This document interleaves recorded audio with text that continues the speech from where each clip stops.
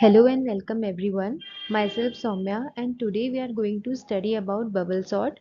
So bubble sort is a sorting technique which is used to sort collection of elements. In this video we are going to study functioning of bubble sort and how many conversions or swaps occurs in bubble sort, pseudo code of bubble sort and fully functioning code of bubble sort. तो अब हम bubble sort को समझते हैं एक example की help से। सबसे पहला तो ये देखिए कि बबल सॉर्ट को बबल सॉर्ट क्यों कहते हैं। तो जैसे आप लोग पानी उबालते हो किसी कंटेनर में, तो उसमें क्या होता है कि जो सबसे बड़ा बबल होता है वो कंटेनर के टॉप में आ जाता है। तो यही काम होता है बबल सॉर्ट का। जब आप किसी एरे में बबल सॉर्ट लगाते हैं तो जो उसका सबसे बड़ा एलिमेंट होगा, जो लार्जेस्ट एलिमेंट होगा, वो टॉप में आ जाएगा एरे की। अब एरे में टॉप का मतलब होता है कि राइट मोस्ट एंड में आ जाएगा। ठीक है। तो बबल सॉर्ट टेक्निक काम कैसे करती है, इसके लिए हमारे पास दो सिंपल स्टेप्स हैं। पहला तो ये कि हम एरे को ट्रेवर्स करते हैं फ्रॉम लेफ्ट टू राइट। ठीक है। और जो दूसरा है वो ये कि इसमें पेयर वाइज करते हैं हम ट्रेवर्स। और इसमें कंसेप्ट लगता है कंपैरिजन का और स्वैपिंग का। एग्जाम्पल से मैं आपको अच्छे से समझाती हूँ अभी।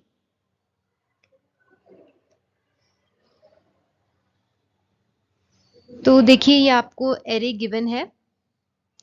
इसमें हम क्या करेंगे, सबसे पहले मैंने बोला कि ट्रेवर्स करेंगे हम लेफ्ट टू राइट और हम पेयर वाइज करेंगे। तो पेयर वाइज मतलब स्टार्टिंग के दो एलिमेंट का पेयर बना लेते हैं, जैसे इसमें 7 और 6 है। ठीक है। अब हम इन दोनों को कंपेयर करेंगे। कंपेयर करते वक्त हमें पता चलेगा कि 6 जो है वो 7 से छोटा है, तो इसमें हम स्वैपिंग लगा देंगे। स्वैपिंग मतलब 6 आगे आ जाएगा और 7 पीछे चला जाएगा। तो अभी ये कुछ इस तरह बन जाएगा, 6 आगे चले गया और 7 पीछे चले। अब देखिए, अब इस वाले एरे में हम देखते हैं हमें अब ये मिल गया है। अब इसमें हम नेक्स्ट टू एलिमेंट्स कंपेयर करेंगे। स्टार्टिंग के दो हमने कर लिए, अब हम इन दो को कंपेयर करते हैं। अब इन दो में देखो कि 4 छोटा है 7 बड़ा है। अगर ऐसा नहीं होता तो स्वैपिंग नहीं लगती, कंपैरिजन में ही खत्म हो जाता। ठीक है। अब क्या करेंगे, अब 4 तो छोटा है तो स्वैपिंग लगेगी, 4 आगे चले जाएगा 7 पीछे चले जाएगा। अब इसमें ये हो गया है। अब हम नेक्स्ट टू एलिमेंट्स कंपेयर करेंगे, 7 और 3। सेम इसमें भी हम कंपेयर करेंगे। 3 छोटा है 7 बड़ा है, तो 3 आगे चले जाएगा 7 पीछे आ जाएगा। तो हमें अब ये हमारा एरे मिल चुका है। बट ये अभी भी सॉर्टेड नहीं है। हमने अभी सिर्फ फर्स्ट पास चलाई है और इसमें मैंने आई इसलिए लिखा है, मैं आपको अभी आगे जब कोड बताऊंगी उसमें मैंने फर्स्ट पास, सेकेंड पास, थर्ड पास, इन तीनों को आई से दिखाया है। और जो एलिमेंट्स हम कंपेयर कर रहे हैं, दो मतलब पेयर वाइज देके जो हम कंपेयर कर रहे हैं, वो जे और J+1 से दिखाया है। ठीक है। सेकंड पास में हमें ये एरे मिला है, यही एरे है ये। ठीक है। अब इसमें हम स्टार्टिंग के दो एलिमेंट्स कंपेयर करेंगे। सेकंड पास में भी हम सेम ही स्टेप्स लगाएंगे। ये जो दो स्टेप मैंने आपको समझाए थे स्टार्टिंग में, यही इसमें भी लगेंगे। अब हमने स्टार्टिंग के दो एलिमेंट्स कंपेयर किए। 4 छोटा है 6 बड़ा है, तो पहले हमने कंपेयर किया। ठीक है। अब स्वैप कर देंगे, 4 आगे चले जाएगा 6 पीछे आ जाएगा। यहाँ पे हो गया है। अब हम नेक्स्ट टू एलिमेंट्स कंपेयर करेंगे जो कि है 6 और 3 है। ठीक है। तो 3 आगे चले जाएगा और 6 पीछे आ जाएगा, क्योंकि 3 छोटा है और 6 बड़ा है। अब हमने जब 3 और 7 को कंपेयर किया, तो इसमें हम सिर्फ कंपेयर करेंगे, स्वैप नहीं करेंगे। क्यों? क्योंकि 3 छोटा है 7 बड़ा है, ये पहले से ही ऑर्डर में है, ये पहले से ही सॉर्टेड है। तो अब हमें सेकंड पास में हमें ये एरे मिल चुका है।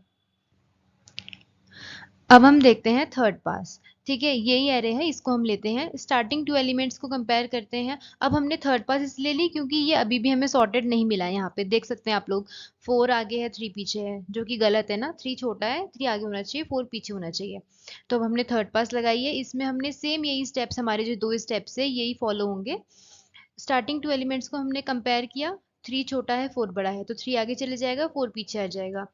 अब हम देख सकते हैं हमें ये एरे मिला है जो कि बिल्कुल सॉर्टेड है, और ये हमें 3 पास में मिला है, फर्स्ट सेकंड और थर्ड। जरूरी नहीं है कि आपकी हमेशा 3 पास लगे या 2 पास लगे। वो जब आपको सॉर्टेड एरे मिले वहीं पे आपका पास खत्म हो जाता है। अगर यहाँ पे मिलता है तो ये खत्म हो जाता है, यहाँ पे मिलता तो यहाँ पे, यहाँ पे मिलता तो यहाँ पर। तो जैसा कि हमने अभी पिछले एग्जाम्पल में देखा था कि हमने उसमें कंपैरिजन और स्वैप्स का कंसेप्ट समझा था। ठीक है। तो अब कंपैरिजन क्या होता है, हमें एक एरे दिया था, उसमें हमने ट्रेवर्सिंग करी थी पेयर वाइज, दो इंडेक्स के एलिमेंट्स हमने कंपेयर किए थे। और ये कंपैरिजन तब तक होगा जब तक हमारे जो एरे के एलिमेंट्स हैं वो सब प्रॉपर ऑर्डर में नहीं आ जाते, मतलब वो सॉर्ट नहीं हो जाते असेंडिंग ऑर्डर में। तो अब हम देखते हैं कि स्वैपिंग क्या होती है। अब जैसा कि हमने कंपेयर कर लिए, हमारे जो एलिमेंट हैं, दो एलिमेंट हमने लिए थे। अब अगर जो पहले इंडेक्स का एलिमेंट है वो बड़ा है दूसरे इंडेक्स के एलिमेंट से, तो उसमें स्वैपिंग लगती है। इसका मतलब ये है कि जो दूसरे इंडेक्स का एलिमेंट है वो पहले इंडेक्स में चले जाएगा और पहले इंडेक्स का एलिमेंट दूसरे इंडेक्स में आ जाएगा। इस प्रोसेस को हम स्वैपिंग बोलते हैं। तो चलिए अब हम बबल सॉर्ट के कुछ थ्योरेटिकल कंसेप्ट्स को समझ लेते हैं, जिसमें सबसे पहला आता है टाइम कॉम्प्लेक्सिटी। तो जैसा कि हमने देखा, bubble sort pair wise comparison करता है, मतलब कि वो एक टाइम पे दो एलिमेंट्स को कंपेयर करता है, जिसके लिए हम नेस्टेड लूप का यूज करते हैं। नेस्टेड लूप मतलब एक लूप के अंदर ही दूसरा लूप, इसी को हम नेस्टेड लूप कहते हैं।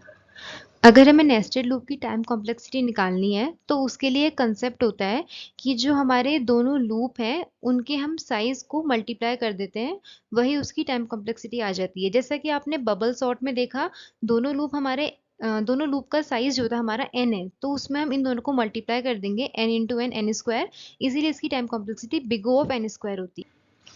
हम टाइम कॉम्प्लेक्सिटी के बारे में ज़्यादा डिटेल में इस वीडियो में बात नहीं करेंगे, हम बाद में वो वीडियोस लाएंगे, क्योंकि ये अपने आप में ही बहुत वास्ट टॉपिक है।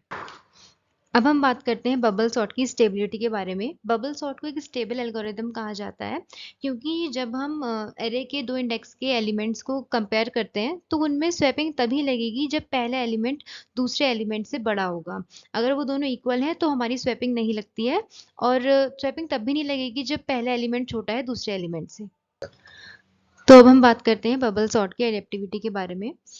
अगर हमारे एरे के एलिमेंट जो हैं वो ऑलरेडी सॉर्टेड हैं, तो उसमें हमारी टाइम कॉम्प्लेक्सिटी होती है O ऑफ n, क्योंकि जो हमारा लूप है वो n टाइम्स ही आइटरेट होगा। तो इससे हमें ये पता चलता है कि बबल सॉर्ट की बेस्ट केस में टाइम कॉम्प्लेक्सिटी होती है O ऑफ n और वर्स्ट केस में होती है O of n square. Bubble sort large data sets के लिए इफेक्टिव नहीं है, सिर्फ स्मॉल डेटा सेट्स के लिए ही है। क्योंकि आप एक एग्जाम्पल से समझिए, जैसे कि हमारे पास एरे है, उसमें अनसॉर्टेड एलिमेंट्स हैं 100 अनसॉर्टेड एलिमेंट्स हैं, तो अगर उसमें हम बबल सॉर्ट लगाते हैं तो फिर उसकी टाइम कॉम्प्लेक्सिटी 1000 हो जाती है, जो कि एक बहुत बड़ा नंबर है। इसीलिए ये लार्ज डेटा सेट्स के लिए एप्लीकेबल नहीं है, स्मॉल डेटा सेट्स के लिए ही है। तो अब हम बबल सॉर्ट का सूडो कोड डिस्कस कर लेते हैं। जैसा कि मैंने आपको बताया था, इसमें नेस्टेड लूप लगता है, मतलब कि लूप के अंदर ही लूप।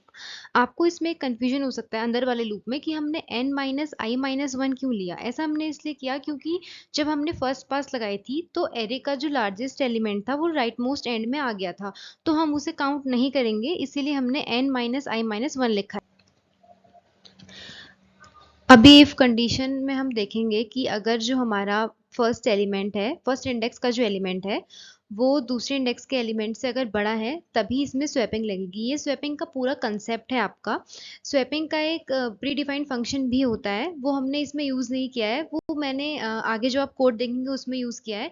अभी मैंने पूरा कंसेप्ट बताया है ताकि आपको अच्छे से समझ में आ जाए कि स्वैपिंग होती कैसी है। तो ये पूरा सूडो कोड था बबल सॉर्ट का। आई होप आपको इससे आइडिया लग गया होगा कि बबल सॉर्ट काम कैसे करती है। अब आगे हम फुली फंक्शनिंग कोड देखेंगे बबल सॉर्ट का। तो अब हम बबल सॉर्ट का फुली फंक्शनिंग कोड देखते हैं। इसमें हमने एरे लिया है 50 साइज का। इस फॉर लूप से हमने एलिमेंट्स इनपुट लिए हैं, और ये पूरा बबल सॉर्ट का फंक्शन है जो हमने सूडो कोड में डिस्कस किया था अभी। और ये स्वैप वो फंक्शन है, प्री डिफाइंड फंक्शन, जिसके बारे में मैंने आपको सूडो कोड में बताया था। और इस फॉर लूप से हम अपने सॉर्टेड एरे के एलिमेंट्स को प्रिंट करा देंगे। बहुत सारे सिस्टम में ऐसा होता है कि ये स्वैप फंक्शन काम नहीं करता है, एरर आ जाता है, तो आप ऐसा कर सकते हैं कि हेडर फाइल में आईओस्ट्रीम की जगह बिट्स वाली हेडर फाइल यूज कर सकते हैं, तो ये फंक्शन मतलब ये कोड जो है आराम से काम करेगा। तो मैं अब आज की इस वीडियो को कंक्लूड कर देती हूँ। आज हमने क्या क्या पढ़ा। हमने ये देखा कि बबल सॉर्ट को बबल सॉर्ट क्यों कहते हैं। उसके बाद हमने एग्जाम्पल की हेल्प से समझा कि बबल सॉर्ट एक्चुअल में काम कैसे करता है। इसमें दो कंसेप्ट यूज होते हैं, कंपैरिजन और स्वैप्स के, फिर हमने उनके बारे में पढ़ा। उसके बाद हमने बबल सॉर्ट के कुछ थ्योरेटिकल कंसेप्ट्स देखे, जैसे कि टाइम कॉम्प्लेक्सिटी और बबल सॉर्ट स्टेबल क्यों है, और बबल सॉर्ट की एडेप्टिविटी के बारे में पढ़ा कि वो लार्ज डेटा सेट्स के लिए इफेक्टिव नहीं है, स्मॉल डेटा सेट्स के लिए ही है। फिर हमने बबल सॉर्ट का सूडो कोड डिस्कस किया कि वो टेक्निकली काम कैसे करता है, और एट लास्ट हमने फुली फंक्शनिंग कोड देखा बबल सॉर्ट का C++ में। आई होप आपको आज की वीडियो इन्फॉर्मेटिव लगी होगी। Thank you for watching. Bye bye.